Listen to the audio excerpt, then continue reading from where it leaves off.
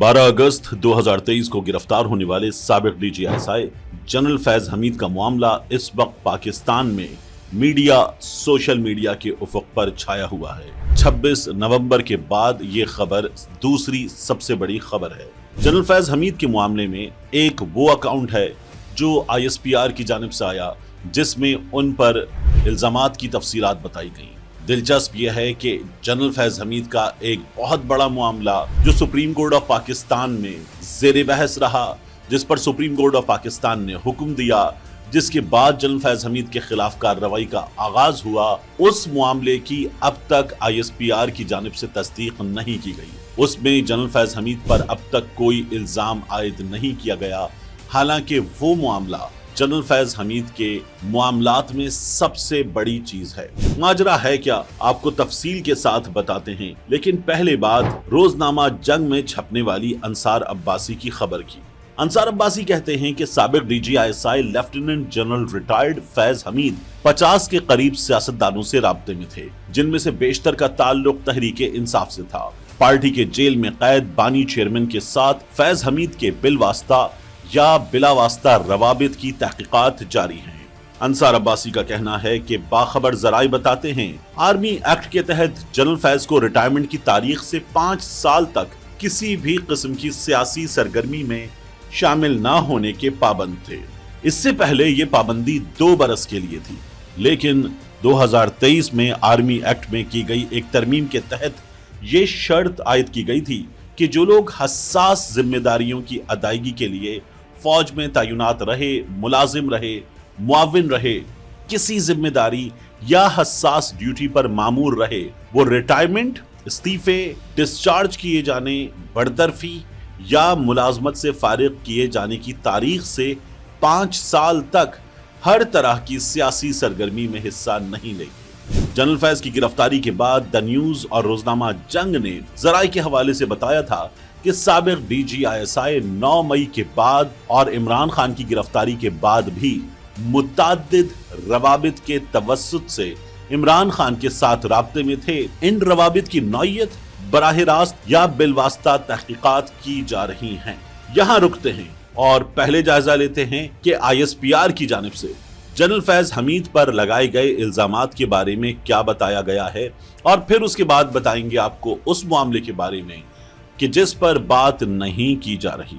ISPR का कहना है 12 अगस्त 2024 को पाकिस्तान आर्मी एक्ट की मुताल्लिका दफात के तहत lieutenant general Faiz Hamid retired के खिलाफ फील्ड जनरल कोर्ट मार्शल के अगले मरहले में फैज हमीद को बाज़ाब्ता तौर पर चार्ज शीट कर दिया गया है। इल्जामात में सियासी सरगर्मियों में मुलव्विस होना पहला, ऑफिशियल सीक्रेट एक्ट की खिलाफ वर्जी करते हुए रियासत के तहफ़्फ़ुज़ और मुफाद को नुकसान पहुंचाना दूसरा, इख्तियारात और सरकारी वसाइल का गलत इस्तेमाल तीसरा, और अफराद को नाजायज नुकसान पहुंचाना चौथा इल्जाम है। फील्ड जनरल कोर्ट मार्शल के अमल के दौरान मुल्क में इंतशार और बदअमनी से मुताल्लिक पुरतशद्दुद वाक़यात में lieutenant general Faiz Hamid retired के मुलव्वस होने से मुताल्लिक अलहदा तफ्तीश भी की जा रही है। ये जनरल फैज हमीद पर 5वां इल्जाम है। बताया जा रहा है कि इन पुरतशद्दुद और बदअमनी के मुताद्दिद वाक़यात में 9 मई से जुड़े वाक़यात भी शामिल हैं। इन मुताद्दिद पुरतशद्दुद वाक़यात में मज़मूम सियासी अनासिर की ईमा और मिली भगत भी शामिल है।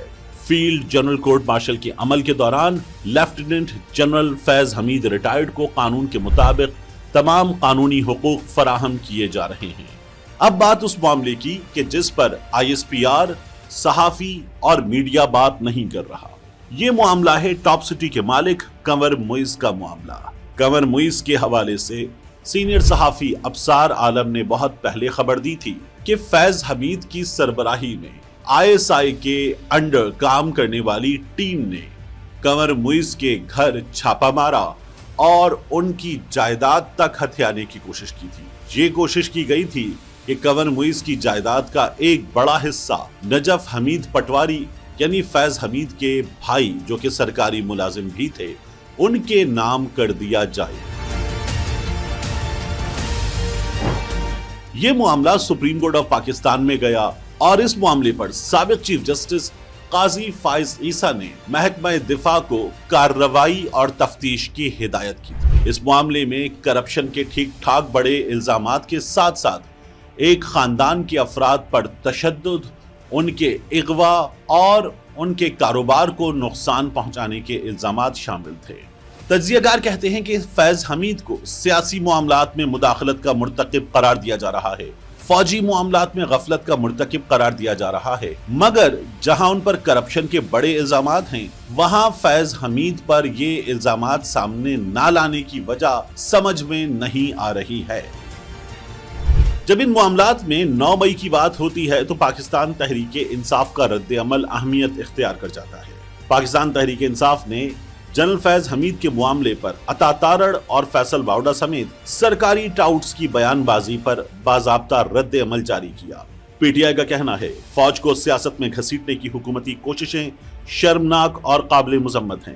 سرکاری صداگیروں کی مضحکہ خیز بیان بازی سے افواج کی ساکھ کو پہنچنے والے نقصان کے فوری نوٹس اور D G S P R سے معاملے کے حقائق قوم کے سامنے لانے کی سفارش کی جاتی ہے۔ گزشتہ 2.5 برس کے دوران ہر ریاستی بدمعاشی کے لیے بے سروپا بیانیوں کا سہارا لیا گیا اور جھوٹ تراشے گئے۔ تحریک انصاف نے انگنت محرکات کے باوجود بحیثیت ادارہ فوج کو سیاست سے الگ رکھا اور اسے اپنی سیاست کا ایندھن بنانے سے سختی سے گریز کیا۔ مقتدرہ کے استبل کے چند سرکاری ٹٹوؤں کو بہرحال افواج پاکستان کو گھٹیا بیانیہ سازی کے لیے استعمال کرنے کی کھلی اجازت ہے۔ رجیم چینج سازش کے ذریعے جمہوریت اور دستور پر دن دہاڑے ڈاکہ ڈالنے والے قمر جاوید باجوہ نے نیوٹرالٹی کا جو جھانسا قوم کو دیا اس کے پرخچے یہ سرکاری صداگیر ہر روز اڑا رہے ہیں۔ عمران خان ضمیر کے قیدی ہیں۔ فیض حمید یا کسی بھی دوسرے شخص کے نام پر انہیں زیر عتاب لانے کی ریاستی کوشش قوم کی نگاہوں میں کبھی قبولیت نہیں پا سکتی۔ فیض حمید افواج پاکستان کا اندرونی معاملہ ہے تو عسکری قیادت بے لگام سرکاری ٹٹوؤں کی اچھل کود کا نوٹس لے اور اقدام کرے۔ سیاسی انتقام اور سازش میں ڈوبا ہر قدم پہلے کی طرح اب بھی بے نقاب ہوگا اور حتمی بول بالا حق اور سچ کا ہی ہوگا۔ ترجمان تحریک انصاف من جانب مرکزی میڈیا ڈپارٹمنٹ۔ اب واپس رخ کرتے ہیں انصار عباسی کی خبر کا۔ انصار عباسی بتاتے ہیں رواں سال اگست کے وسط میں شائع ہونے والی خبر میں جیل نیٹ ورک، کچھ سیاستدانوں اور دیگر لوگوں کے توسط سے عمران خان اور D G I S I کے درمیان رابطے کا ذکر کیا گیا تھا۔ خبر کے مطابق ذرائع نے دعویٰ کیا تھا کہ گرفتاری سے پہلے جنرل فیض کو فوجی حکام کی جانب سے ریٹائرمنٹ کے بعد کی قابل اعتراض سرگرمیوں کے بارے میں 1 سے زائد مرتبہ خبردار کیا گیا تھا، لیکن وہ باز نہیں آئے تھے۔ تاہم فوجی حکام کے ہاتھوں جنرل فیض کی گرفتاری کے معاملے سے عمران خان نے فاصلہ اختیار کر لیا تھا۔ جنرل فیض کی گرفتاری کے چند روز بعد اڈیالہ جیل میں عمران خان کے ساتھ ملاقات کرنے والی ان کی ماہرین قانون کی ٹیم کا کہنا تھا کہ جنرل فیض کی گرفتاری فوج کا اندرونی معاملہ ہے، پارٹی کا اس سے کوئی تعلق نہیں۔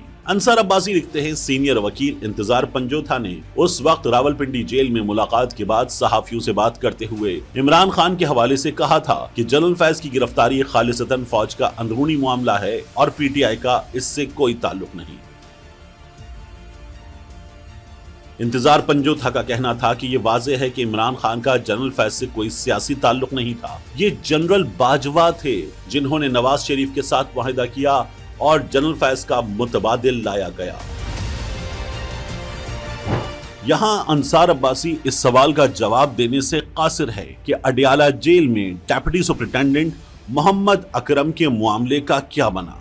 محمد اکرم پر بھی یہ الزام تھا کہ عمران خان اور فیض حمید رابطوں میں اس نے مرکزی کردار ادا کیا اور وہ ان دونوں کی کئی دفعہ بات بھی کروا چکا تھا۔ حکام تو کسی 3310 جیسے فون کی بات بھی کر رہے ہیں جس کی مدد سے عمران خان اور فیض حمید کا رابطہ بھی کروایا گیا، یہ الزام تک لگایا گیا، مگر محمد اکرم کو غائب کر دیا گیا اور محمد اکرم کا پاکستان کی عدالتیں، پاکستان کے ادارے پتہ نہیں چلا سکے اور اس کے خاندان کو پھر سرکاری رہائش گاہ سے نکال بھی دیا گیا۔